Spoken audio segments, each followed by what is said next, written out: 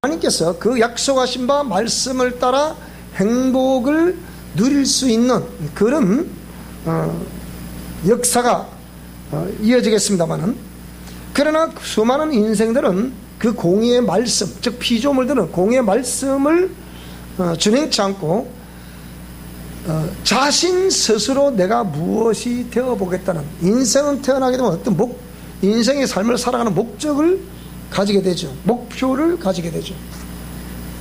그래서 우리가 삶을 살아오면서 여러 가지의 그런 간증들을 들어보면 그 중에 뭐 인생 살아가면서 뭐 유형이 뭐 한 가지 두 가지 유형이겠습니까? 어떤 사람들은 참으로 어렵고 힘든 가난에서부터 시작을 해서 세상에서 최고의 가치라고 부를 수 있는 돈을 많이 벌어가지고, 그렇게 옛날에는 셋방살이 하다가 셋방살이해서 전셋집으로 갔으면 좋겠다, 전셋집으로 가서 또 내 집 한번 사봤으면 좋겠다, 내 집을 샀더니 또 더 큰 집을 사왔으면 좋겠다, 또 그래서 또 전원이 있는 또 뭐 이렇게 좋겠다, 별장이 있으면 좋겠다 해서 끊임없이 추구하는 어떤 그 모든 것들을 다 취해봤더라. 다 취해봤는데 없을 때는 아내와 남편이 그렇게 서로 부부상호간에 열심히 행해서 돈을 벌었더니, 제일 그 돈 벌고 나니까 남편이 일을 안 하고 그 버는 돈 가지고 외도를 하고, 그러다 보니 고통스러운 삶이 인생의 황혼에 펼쳐지게 되고, 그러니까 황혼에 또 이혼을 하게 되고, 이런 이야기도 많고, 대체적으로 해피엔딩으로 끝나는 인생이 별로 없더라. 어저께 우리 집사님 생일에 대해서 다 모여보니까 우리 처제가 그러는 거예요. 내가 아버지, 저도 짧은 인생이지만 저도 이렇게 삶을 살아보니 아버지 같은 분이 없더라. 우리 아버지 짱 그러더라. 그 제가 봐도 우리 이 집사님은 제 장인어른이시지만 술 드시는 그 외에는 맞죠. 나는 술을 원래 별로 안 좋아해요. 우리 집에 알코올릭이 있는 집안이라서 술을 안 먹으면 고기를 절대도 안 돼. 자, 그런데 이렇게 나름대로 인생을 잘 이렇게 살아오셔서 인생 황혼에 이렇게 정말 그러고 잘 살아오셨구나. 언젠가 또 우리 저 이모부님 되시는 분이 이제 구순하는데 또 참석해 봤더니, 다 우리가 구순까지 할 수 있다는 것은 그 구순년에 온 자애들이 다 건강하고 나름대로 자 사회에 지위가 있고 탄탄하게 이렇게 잘 진행이 되고 있는 그러한 가정이라서 그렇게 해서 구순할 수 있는 것이지, 그 중간에 어떤 문제가 발생이 되고 나에게 생기든지 자녀들에게 생기든지 이렇게 이 모든 것들을 당하게 되면 구순년도 할 수가 없다. 90까지 삶을 살아도 아무도 할 수 있는 게 없더라. 그저 인생은 그냥 허상이다. 그렇게 해서 고개를 떨구며 또 인생의 그 황혼을 맞이한 분들도 있습니다. 또 나름대로의, 제가 이 지난 한 주간 동안에 이렇게 또 이곳저곳 다니면서 또 신방을 하고 또 그 사람들을 만나는 가운데, 한 분에게는 물론 뭐 연세들이 있는 분들이라서 복음을 전했더니 복음을 받고 그 좋은 데 가야지요. 내가 이 땅에 살아간 동안 별로 기쁘게 못 살았는데 그 좋은 데로 가야지 하고서 기뻐하는 분이 또 계셨고, 또 우리 김유사 모친 같은 경우는 또 가서 복음을 전하고 또 전해보니까 이제는 고개를, 전에는 어저께만 그 소리 막 하루 종일 들어도 이러시더니 이제는 가서 이제 복음을 전해보니까 고개를 끄덕끄덕. 이게 말없는 시인이 아니겠습니까? 그래서 그런 모습 보면서 그렇구나, 또 이렇게 약해지게 되면 상대적으로 이렇게 복음을 받아들이는 경우도 있구나 라는 그런 생각이 들고, 또 어떤 사람은 중간에 그 참 삶에 정말 그 어떤 그 가정이 위협을 당하고 어려움을 당했던 그 가정의 그 전형적인 역기능 속에서 두 아이를 거느리고 어떻게든 이렇게 버텨왔던 집사님이 세월이 흐르고 10년, 20년 흐르니까 하나님이 회복되게 하신 그 모습 바라보고 그럼 당신은 지금 뭐하냐 그러니까 뭐야 매일 집에 놀죠 그러는 거더라고. 근데 왜 노냐 그러니까 재미있어요. 뭐 돈 안 벌어도 이제는 뭐 다 뭐 이런 좋은 일들이 많이 일어나고 있고 남편이 잘 벌어주니까 참 감사하다는 거예요. 그래서 지난 말씀드렸지만은 집이 세 채가 생겼다. 남편이 그런데요. 자기 부인 이름으로 집을 하나 해주고 그랬더니 딸도 지 집을 차지하고 아들도 지 집이 생겼는데 남편은 하는 말이 나만 집이 없네 그런다는 거예요. 그런 걸 들으면서 그 사람이 매일 울던 집사님이거든. 희망의 빛을 잃고 얼마나 고통 속에 살았던 목사님 어쩌면 좋아요. 이렇게 보라 저렇게 하라. 그렇게 해서 근 20년을 제가 케어하면서 왔죠. 그래서 그런 가운데 그래도 그렇게 아름다운 삶의 결실을 맺을 수 있고 지금은 이제 아무 걱정 없는 또 하루 종일 뭐 하냐 그러니까 뭐 하긴 뭐해요. 목사님들 일주일에 4개 동영상을 올려주시잖아요. 그 4개 동영상 듣기도 바쁘다는 거야.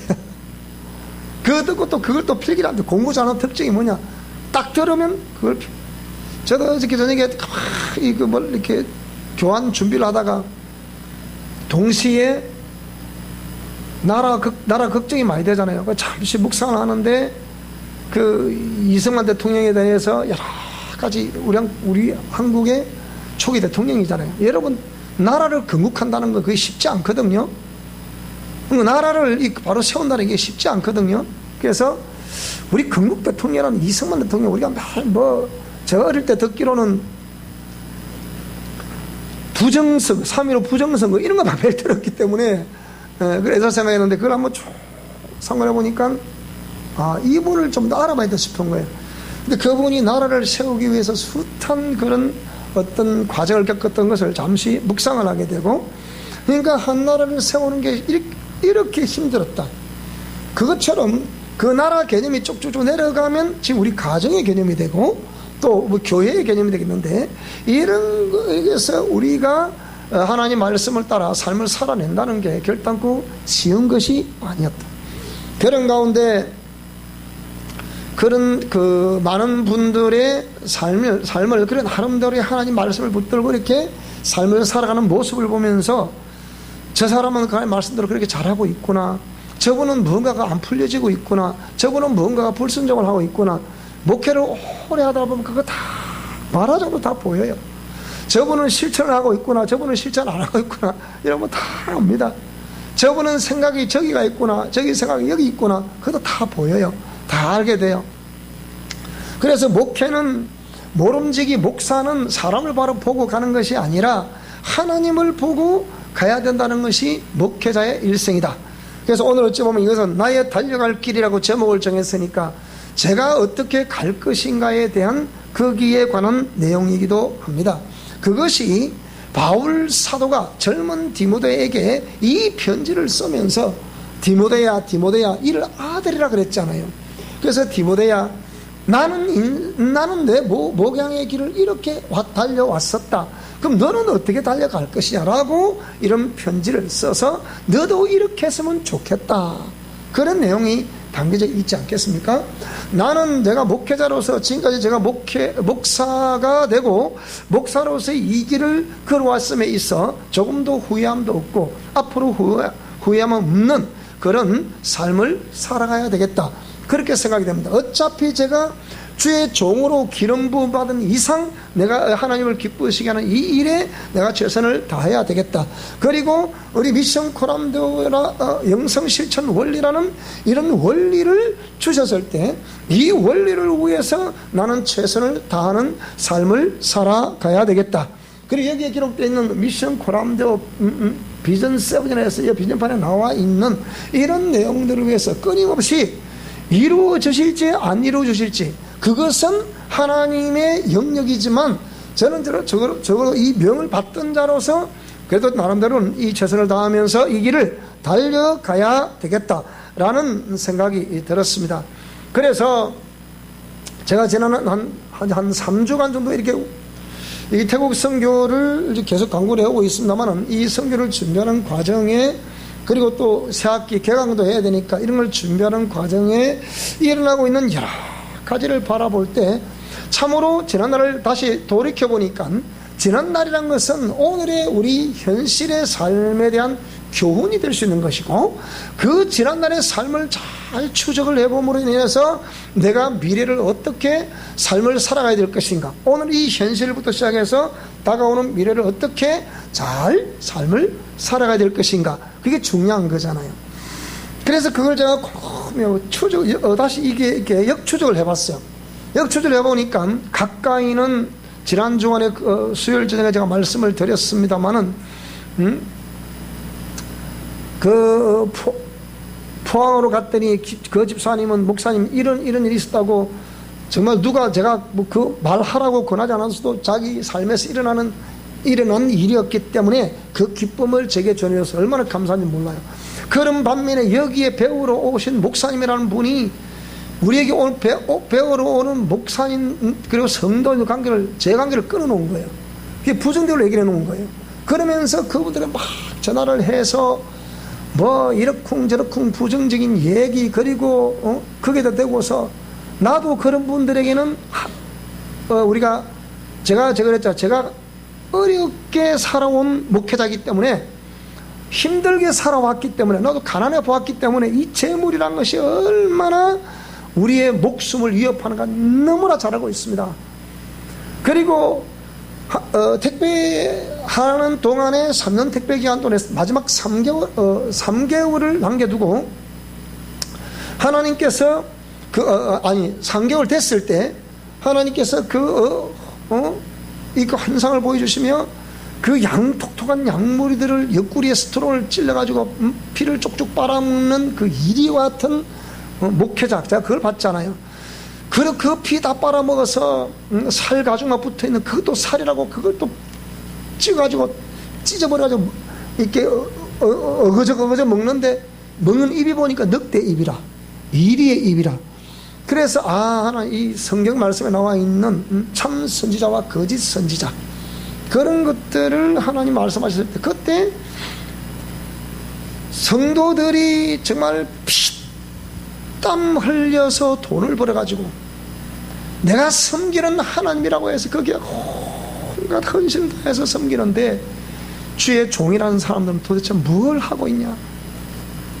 양머리들 피를 빨아먹는 그 일, 엄한 때만 행포와 엄포를 놔가지고 그걸 하는 일, 또 그런 거짓된 행위들, 자기도 먹고 살아야 되죠. 목회자 먹고 살아야 됩니다.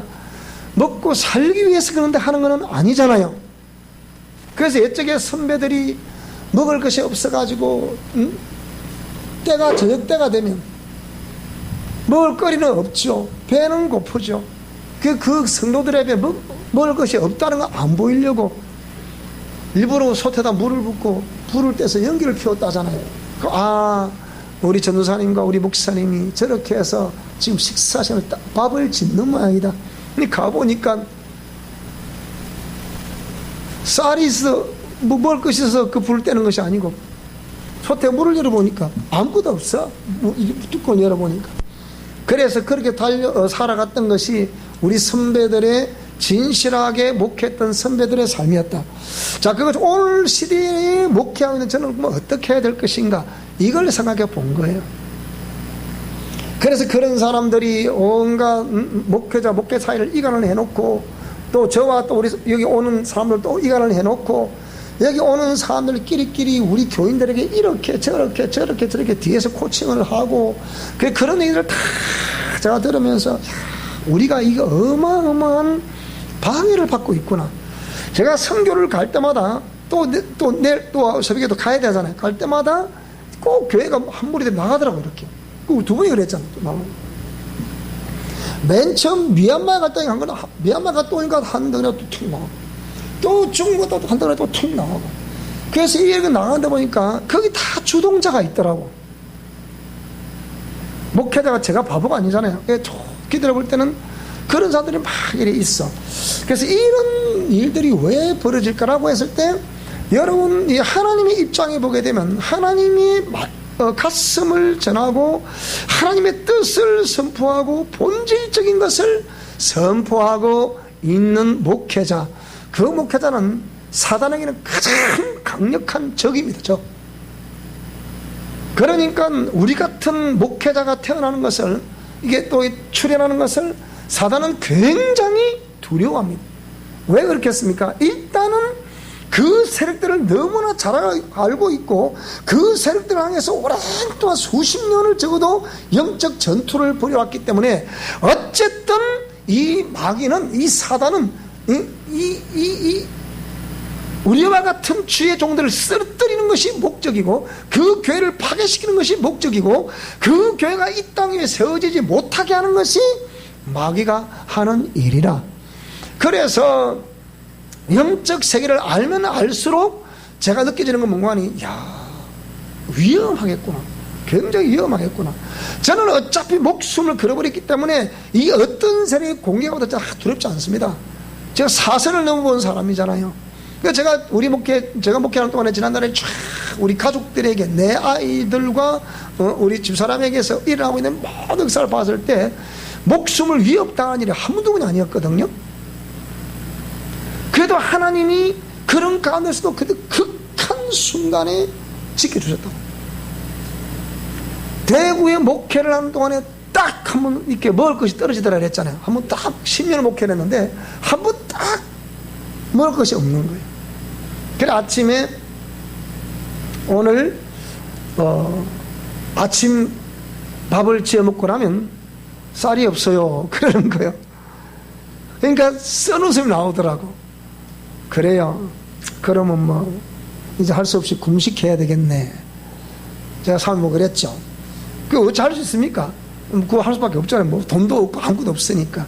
그런데 한 10시 좀 딱 지나니까 전화가 오는 거예요. 이웃집에, 이웃 교회에 다니는 이 다리가 아픈 분인데 뭐 관절염이 좀 뭐 있다 그래, 디스크 이런 거 있다 그래가지고 고향이 하동 청암이라, 청암동 들어가는 입구에. 어찌 그분이 거기 갔으면 몰라. 그래서 그분이 불러서 갔더니, 아우 세상에, 목사님 오늘 내가 안 그래도 목사님 좀 일찍 목사님을 초청하려고 그랬습니다만은 다른 게 교회니까, 저는 다른 게 교회니까 그렇게 신경 안 써죠. 자, 그런데 갔더니 그날 마치 이분은 항상 밥을 오곡 잡곡밥을 한대요. 그래가지고 그날 이 한말통에, 완전 한말 이 통 있잖아요, 여기에 가득 채워 이렇게, 그것도 넘쳐서 더 이상 담으면 쌀이 밑 떨어지는 그런 쌀 가득 해가지고 이 쌀을 치고 밥을 딱 제가 맛있게 먹고 났더니, 그 점심밥은 이제 굶질 안 했죠. 굶어야 되는데. 그러니까 맞춰나니까 집에 가려고 하니까, 목사님 잠시만요 하면서 그 쌀을 내주는 거예요. 그게 딱 분명히 끊어졌었는데 이게 하나님이 끊어지지 않게 하셨더라. 제 목회하는 동안에 단 한 번 쌀이 없어, 먹을 것이 없어서 굶기 일보 직전에 하나님이 역사하신 역사를 봤죠. 또 거기서 우리 딸내미가 한 2살 때인가 3살 때인가, 한 3살, 좀 2살 3살 요 사이일 거예요. 이제 막 걸어다니기 거졌다니까, 이놈이 뭐 한다고 거기에, 그거는 화장실이 아직 되고 있지만 퍼세식이요. 뭐 한다고 지가 응가는 여기 했는데 이거 매일 하다가 잘하다가 왜 그거 바꿨어? 아무도 애가 없는 거예요. 그 애 어디 갔어? 은혜 어디 갔어? 아닌가? 금방 있었는데 아무 우리 집사람 원래 참 이 태나 잘 집착하잖아요. 애가 가보니 가만히 순간적으로 막 신경이 쓰는 거예요. 서는 거예요. 가만히 있으니까 뭐 우는 소리가 나. 가보니까 화장실 퍼세지 그게 팍 빠진 거예요. 이렇게 딱 요래 있는 거예요. 지금 여러분 조그만 그 2살 3살 아이가 그 딱 앉아가지고, 나는 그 화장실에 근데 거리 깊이가 얼마인지 모르잖아요. 그렇게 그 아이를 가슴이 찰한 거예요. 그래가지고 이 아이를 이제 그래서 막 이렇게 시켜가지고 다 이렇게 하고 난 다음에 한두 달에서 그 퍼세지가 폈는데 보니까 2m 깊이요. 그 많이 떨어졌으면 그건 어찌할 수 없어. 세멘트를 두께 이렇게 막 발라가지고 이거 어찌할 수 없어. 그거는 못 꺼내. 그거는 내가 들어갈 수도 없고 그 속에. 그 지금 생각하니까 이 죽음의 영이 보통 위협을 가한 게 아니구나. 가한 게 아니구나. 다시 여기 내려와가지고 제가 10년을 그 과정을 거치면서 그런 것도 고난과 고통이었지만 돈 한 푼 없고 이렇게 찾아오는 사람 없고 또 거기서 또 이렇게 길도 열어주지 않는 상황에서 묵묵히 하늘 바라보며 10년을 보냈던 그 순간 속에 그래도 나도 견뎌야 되잖아요. 이걸 견뎌야 되는 거니까. 그래서 제가 기다림이라는 영성 실천 원리를 왜 내가 말하느냐. 그 기다림의 능력이 없으면요 실패해요. 안 됩니다. 인생은 끊임없이 기다림이에요. 그래서 기다리는데 공의 말씀을 준행하면서 기다려야 되는 거죠. 그런 속에 우리 어느 한 곳에 우리가 밤에 너무 날씨가 더워서 아들이 아빠 우리 바닷가 놀러 가요. 그래서 갔다가 그날 저녁에 우리 딸아이 또 잃어버릴 뻔했죠. 다 앉아 있는데 뭐 한다고 차가 와가지고 그 딸만 탁 치고 가노? 다리 위에 일지나가 버려 이렇게. 그래가지고 이 아이가 두 번째 그런 목숨을 위협당하는 그런 죽음을 위협당하는 그러한 일들이 있었죠. 자, 이렇게 또 우리 뭐 아들이 겪는 것은 뭐 그 딸처럼 그렇지는 않습니다만은 그래도 어릴 때 뭐 이거 막 얼마나 이렇게 보통 우리 경상도로 난하다 그러죠. 애가 얼마나 개구쟁인지 그냥 막 가면 콕지 박히고 진짜 이런 거 참 많았습니다. 자, 그런 가운데 또 이제 목회를 쭉 해오면서 또 이 우리 학교를 세우고 또 이런 원리를 따라 쭉 전해 가는데 이게 나의 달려갈 길이었다. 그래서 내가 지혜와 영성 사역은 우리 교회에서 주되게 표방하는 목회 철학이기도 하고 또 신앙 철학이기도 해서 이것이 우리 미션 코라운데오들이 다 달려가야 될 길인데 지금은 올해 들어서 숱한 사람들에게서 회복이 되고 있는 역사를 너무나 많이 보고 있습니다. 2년 3년 전만 하더라도 미션 코라운데오에서 잘된 경우를 얘기해 보세요 라고 하면 그 당시만 하더라도 우리 목회자들에게서 일어나고 있는 그런 간증을 할 수밖에 없지만 지금은 이 미션 코라운데오의 영성 실천 원리를 따라서 준행해왔던 모든 사람들에게서 일어나고 있는 재반 증상을 보니까 다시 올해 들어서 이제 지금까지 쭉 조사를 해봤을 때는 한 30% 선 정도는 회복이 되고 있구나. 10명 중에 3명 정도는 강력하게 회복이 되고 있구나 라는 것을 볼 수 있거든요. 근데 이것이 한 40% 50% 될 수 있는 까지 우리가 이제 50% 정도 될 수 있는까지 끌어올리는 것이 내 목표예요. 그런데 이게 정말 이 말씀을 듣는 저와 여러분들 조금만 따라주면 50%는 능히 할 수 있을 것 같아요. 50% 타잔할 수 있을 것 같아 분명히. 그리고 우리가 외부에서 학교를 통해 들어오는 이거 봐도 역시 50%는 타작할 수 있을 것 같아요. 그래서 지금 이제 30% 여러분 아무것도 모르는 상황에 이 영성 실천 원리를 듣고 그 사람들을 지금 50% 선까지 제가 원하는 선으로 끌어올릴 수 있다. 이 대단한 거예요, 여러분. 보통 확률에서는 어마어마한 확률입니다, 이거는. 그러니까 근데 문제는 오늘 저와 여러분들이 이것을 따라오느냐 못 따라오느냐는 거예요. 여러분이 여러분 생각으로 하지 말고 뭐가 안 되면 저한테 자꾸 물으세요. 물으면 저도 제가 거기를 먼저 달려왔고 먼저 생각을 했고 먼저 연구를 했고 먼저 그렇게 임상사역을 해왔기 때문에 자꾸 저한테 묻는 것이 여러분 생각을 하는 것이 아니고 물어서 설령 영성 실천 원리를 따라 어느 정도 했다 하더라도 거기서 일어나고 있는 반응을 제게 자꾸 말씀하셔야 돼요. 그러면 제가 거기서 이렇게 해서 저렇게 해서 그 다음 단계를 쫙 듣고 안내를 제가 해드립니다. 거기서 회복되는 사람 중에 한 사람이 오늘 나중에 올 겁니다만은 저번에 우리 서울에 왔던 그 사천이 고야라는 그 자매도 이것도 들어보니까 그 가서 진주 간증 들어보니까 또 그 집에는 지금 우리 미션 코라도 만난 일이 한 3, 4개월밖에 안 되는 이 순간 방학 지나서 6개월 됐죠 이제. 이 6개월쯤밖에 안 된 이 상황 속에 온 가정 회복이 다 되는 거라.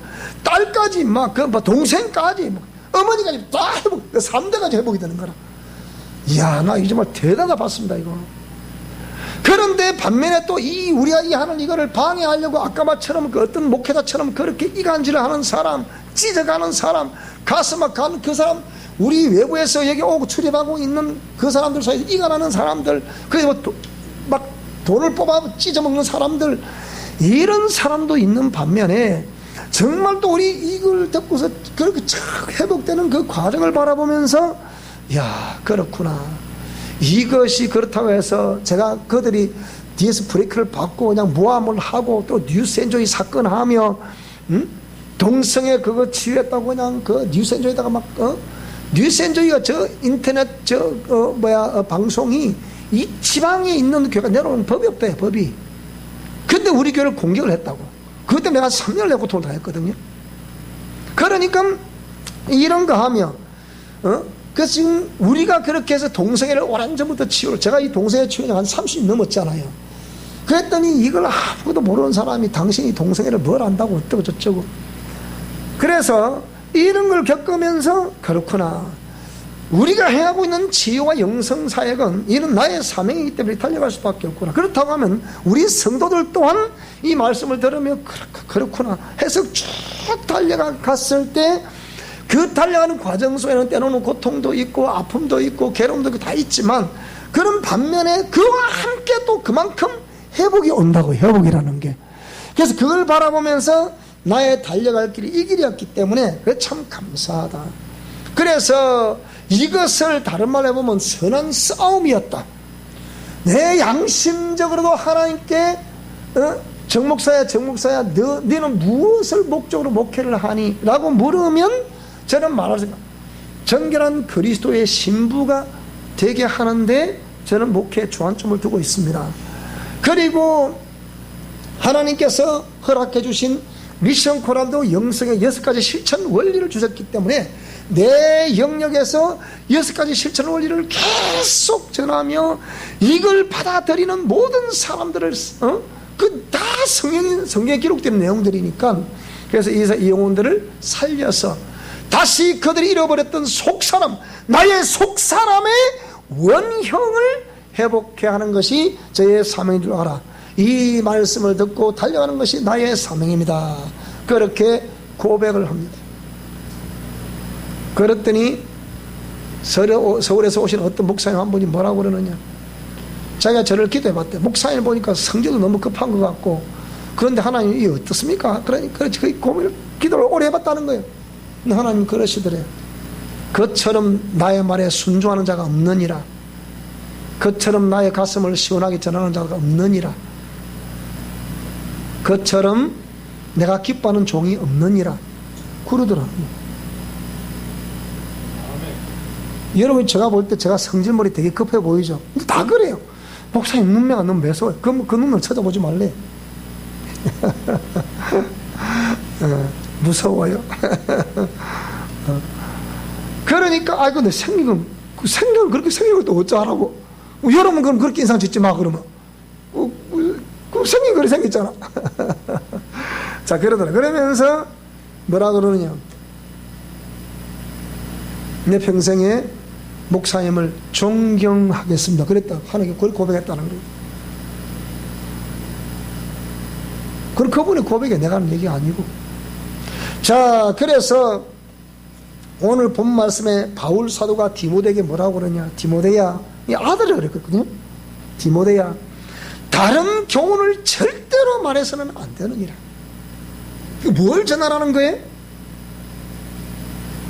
내가 마게도냐로 갈 때 너를 권하여 에베소에 머물러 한 것은 어떤 사람을 명하여 다른 교훈을 가르치지 마라. 에베소 교회는 영적으로 굉장히 혼란스러운 교회였거든요. 거기서 전신갑주를 입고 무장한다는 말씀도 거기 다 나오잖아요.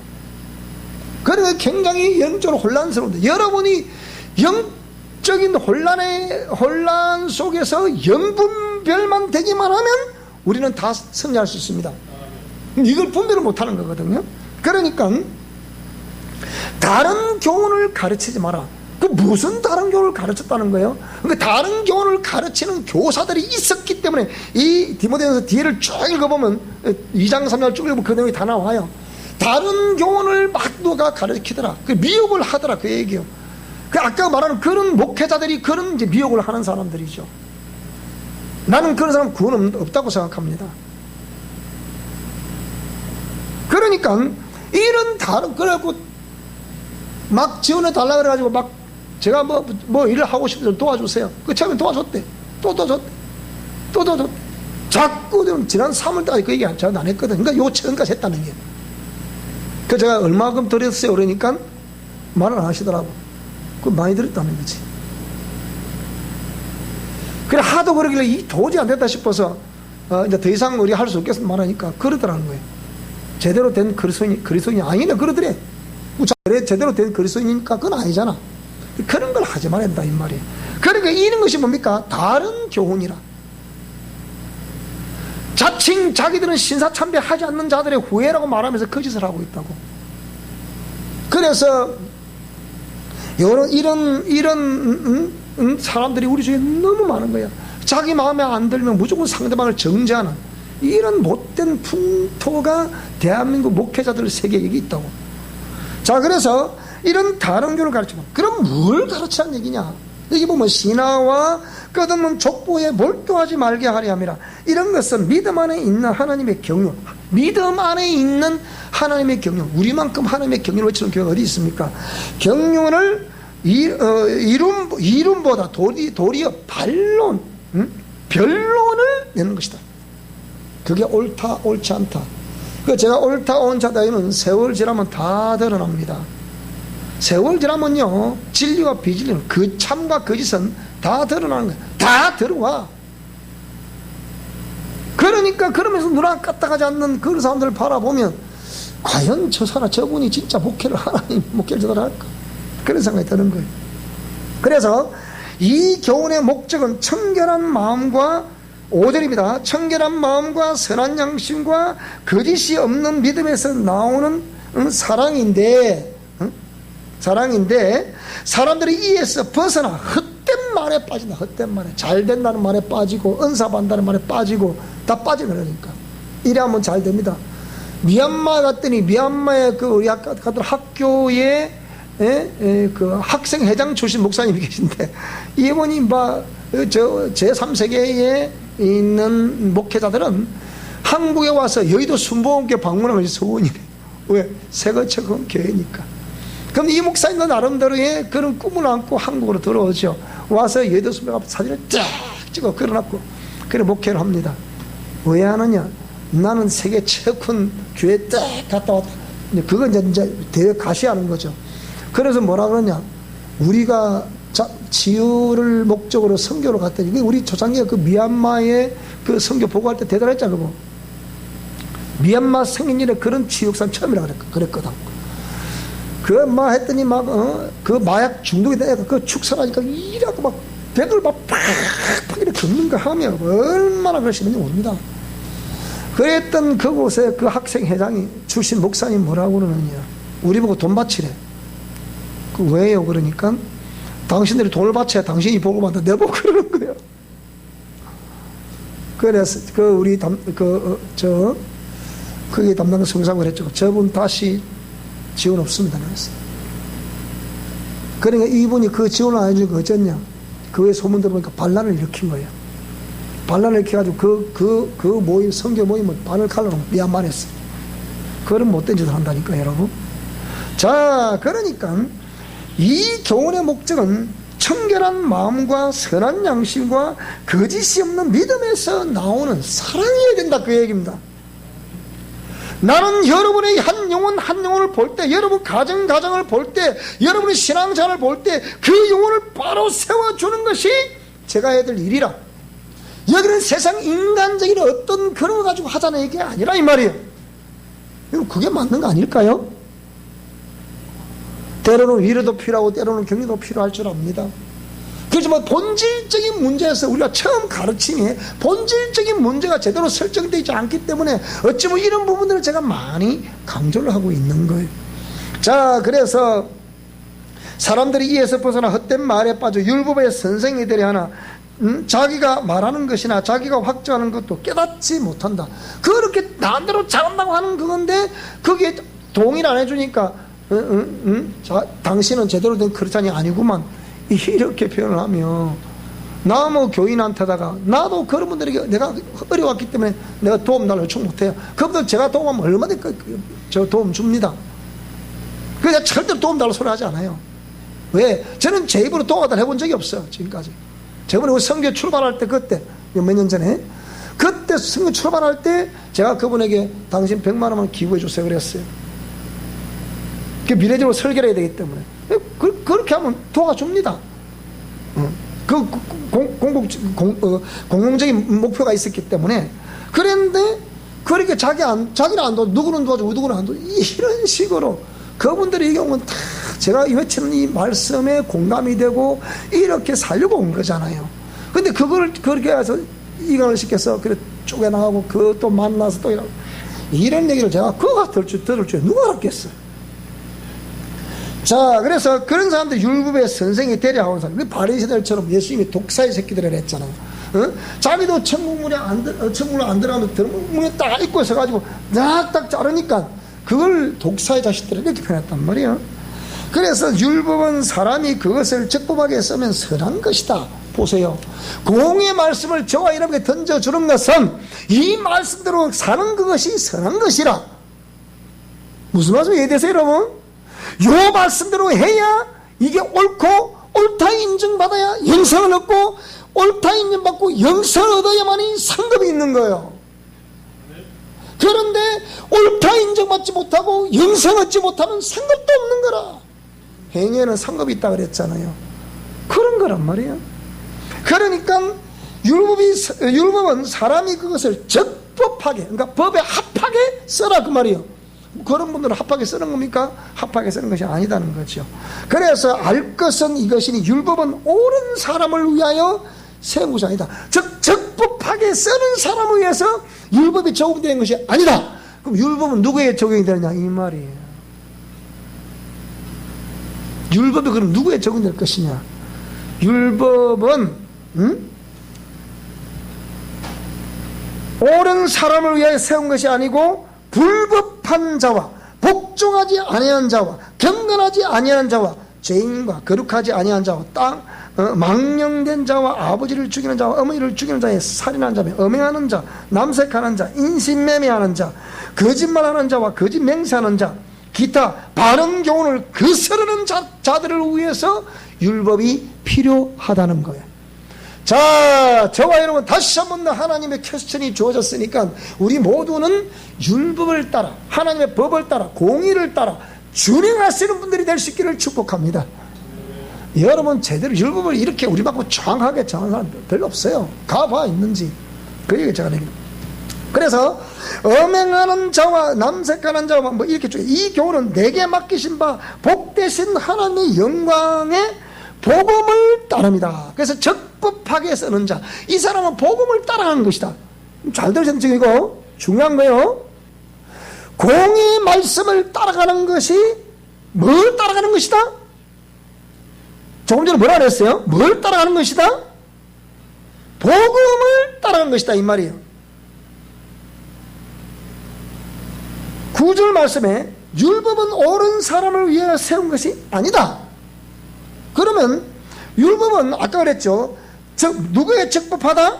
율법을 적법하게 쓰면 그것이 선한 것이다. 공의 말씀을 적법하게 순종하면 그거는 선한 것이다. 그것이 곧 11절에 보니까 이 교훈은 내게 맡기신 바 된 복되신 하나님의 영광의 복음을 따르는 것이다. 이해가 되세요? 무슨 말인지? 복음을 따르는 것은 공의의 법을 제대로 쓰는 것이다. 공의의 법을 제대로 쓰는 것은 복음을 따르는 것이다. 자, 이해가 되십니까? 그런데 자꾸 우리가 율법주의, 복음주의자가 되기 때문에 문제거든. 이 동상을 보시는 모든 신학자들도 마찬가지고 목회자도 마찬가지고 우리가 율법주의, 복음주의자가 되면 안 되는 거예요. 율법도 복음도 다 공의 말씀 아래에 있는 거예요. 공의 말씀이 있으면 그 밑에 율법과 복음이 있는 것이다 이 말입니다. 그러면 율법을 주신 것은 율법을 지키라고 준 거다. 적법하게 지키라고 준 거다. 이 적법하게 지키는 것이 복음을 따라가는 것이다 이 말입니다. 무슨 말씀이 이해되세요 여러분? 그런데 사람들이 법은 지키지 않아. 마음대로 한단 말이야. 마음대로 하면서 그게 옳다는 거야. 따라오라는 거야. 따라가면 죽습니다 여러분. 그게 따라가면. 무슨 말씀 이해되세요? 율법은 적법하게 지키는 그것이 옳은 것이다. 라고 하나님이 인정하신다 이 말입니다. 그건 다른 말로 보면 복음을 따르는 것이다 그 말입니다. 복음을 따른다는 것은, 복음을 안다는 것은 율법을 적법하게 지키는 것이다 이 말입니다. 이해가 되시죠? 무슨 말인지. 그래서 이런 것이 바울 사도는 자기의 간증을 곁들여서 내가 전에는 이러이러한 사람이었다. 어떤 사람? 전에는 비방자요, 박해자요, 폭행자요, 이런 삶을 살았던 바울이었잖아요. 복음 전하는 사람을 예수님 못 믿게 핍박을 하고 잡아서 법에 넘기고 옥에 가두고 때로는 죽이기도 하고 이랬던 바울이었잖아요. 실적으로 했잖아. 실제로. 왜? 법을 잘 지킨다 해가지고. 근데 옳은 게 아니었거든 그게. 그러니까 그걸 깨닫게 하신 하나님은 내게는 은혜였다 그렇게 말하는 거예요. 자, 그러면서 우리 주의 은혜가 그리스도 예수 안에 있는 믿음과 사랑과 함께 넘치도록 풍성했다. 하나님의 은혜와 그 긍휼이 내게 풍성했다. 그래서 이 모든 말씀이 미쁘다, 예쁘다 이런 말이 아니고 믿을 수 있는 말씀이다 이 말이에요. 그래서 이 모든 사람이 받을 만한 말이다. 그러니까 모든 사람도 내가 율법을 제대로 안다 하면 안다 할수록 이 말씀을 받을 만하다 그 말이에요. 그러면서 그리스도 예수께서 죄인을 구원하시려고 세상에 임하셨다 하였도다. 죄인 중에 내가 괴수였다. 자기는 그게 잘한 거라고 했지만 해보나 뒤에 보니까 뭐라고요? 아, 철저히 내가 잘못한 것이었구나. 그걸 깨닫게 된 거죠. 그 깨닫게 된 그것이 복음으로 말미암아 또 깨닫게 됐다 이 얘기예요. 그러니까 적법하게 지켜서 선한 행실이라는 그 개념이 다른 말을 보면 복음을 깨닫고 있다는 것과 똑같다 그런 내용이 되겠습니다. 그래서 18절에 보니까 아들 디모데야 내가 네게 이 교훈을 명하노니 전에 너를 지도한 예언을 따라 그것으로 선한 싸움을 싸워라. 예언이 뭐라고 이제 왜 예언은 이라겠다 그랬잖아요. 고정 계시도 있고 내가 그 말씀을 따라 삶을 살아가는 데 있어서 직접 경험해 본 그 말씀이 살아서 역사하시는 생명의 말씀이기 때문에 오늘 저와 여러분이 고정 계시라고 부를 수 있는 이 성경 속에 기록되어 있는 이 말씀과 그 다음에 이 말씀대로 준행하다가 저와 여러분들이 말씀대로 준행하는 건데 경험하는 게 있잖아요. 이것이 확실한 거거든. 그것이 바로 진리란 말이에요. 그것이 생명이란 말이에요. 그러니까 이 예언된 말씀을 따라 그것으로 뭐라고요? 선한 싸움을 싸우라. 계시, 고정 계시라고 부르는 성경 말씀. 두 번째로 이 말씀대로 준행하다가 경험하게 되는 나. 생명을 직접 그 말씀을 내가 경험하다 보니까 체험되다 보니까 그렇구나. 이 말씀을 따르는 것이 뭐라고? 이게 영분별이라고 했잖아. 그래 이것을 전에 지도한 예언이라고 말하는 거예요.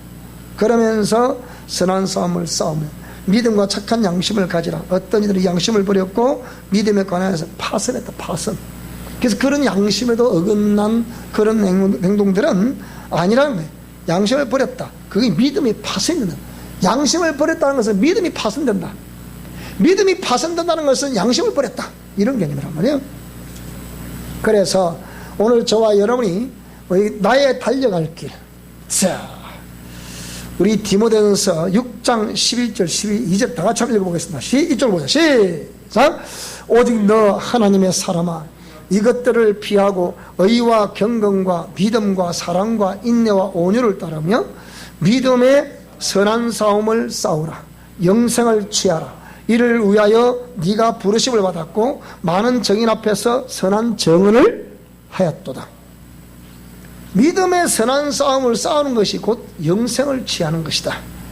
이를 위해서 너희들이 부름을 받았느니라. 자, 디모데전서 1장 18절 19절 시작. 아들 디모데야 내가 네게 이 교훈으로서 명하노니 전에 너를 지도한 예언을 따라 그것으로 선한 싸움을 싸우며 믿음과 착한 양심을 가지라. 어떤 이들은 이 양심을 버렸고 그 믿음에 관하여는 파선했다. 자, 디모데 후서 4장 2절을 보겠습니다. 시작. 너는 말씀을 전파하라. 때를 얻든지 못 얻든지 항상 힘써라. 범사의 오래 참음과 가르침으로 경책하며 경계하며 권하라. 때가 이르느니 사람이 바른 교훈을 받지 아니하며 귀가 가려워서 자기의 사욕을 따를 서성을 많이 두고 또 그 귀를 진리에서 돌이켜 허탄한 이야기를 따르리라. 그러나 너는 모든 일에 신중하여 고난을 받으며 전도자의 일을 하며 네 직무를 다하라. 전제와 같이 내가 벌써 부어지고 나의 떠날 시각이 가까웠도다. 나는 선한 싸움을 싸고 나의 달갈 길을 마치고 믿음을 지켰으니 이제 후로는 나를 위하여 의의 멸관이 예비되었으므로 주 곧 어려우신 재판장이 그날에 내게 주실 것이며 내게만 아니라 주의 나타나심을 사모하는 모든 자에게도 주신다. 자, 이러는 행복한 최종적인 영생의 역사가 있기를 주 이름으로 축원합니다. 이것은 선한 싸움을 싸우는 것이고 그것은 믿음을 지키는 것이다. 그렇기 때문에 영생을 얻는 것이다. 그러니까 이런 영성 실천 원리를 여러분께 드렸으니까 이걸 딱 마음의 중심에 놓으시고 항상 이 말씀을 마음판에 새기고 또 새기고 또 새기고 살아갈 수 있기를 축복합니다.